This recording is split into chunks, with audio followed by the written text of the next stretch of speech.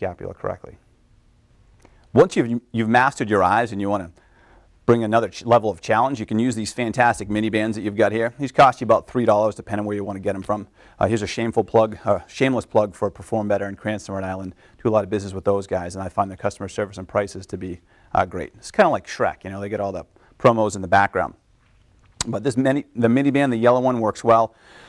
The yellow for their brands that they carry is the lightest resistance. Then it's going to go green and then blue and then black.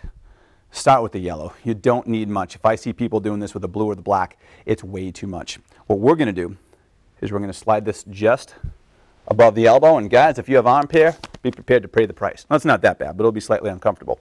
So this is going to challenge us a little bit differently because we have to create a little bit of abduction with the humerus. So at the glenohumeral joint, we're getting some abduction while we're challenging that serratus anterior to keep the scapula protracted into the spine.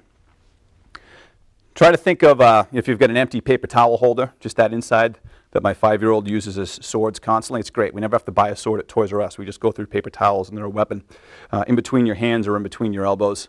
Abdominals are in, glutes are squeezed, chin is in a great position. We're going to keep our wrist and elbow in a line. That's critical. These have to stay in a line. They have to stay parallel to the opposite arm. I'm going to reach up. I'm going to do that same movement.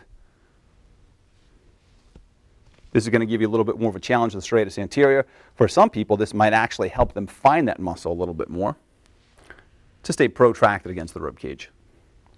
So again, if I hold it at the top, this is an isometric or an activation technique. If I do repetitions, active isolated strengthening. You can use either. Inexpensive, portable, very light, fits in a bag well, and that's the next level of eyes. Feel free to do any of these techniques against the wall as well.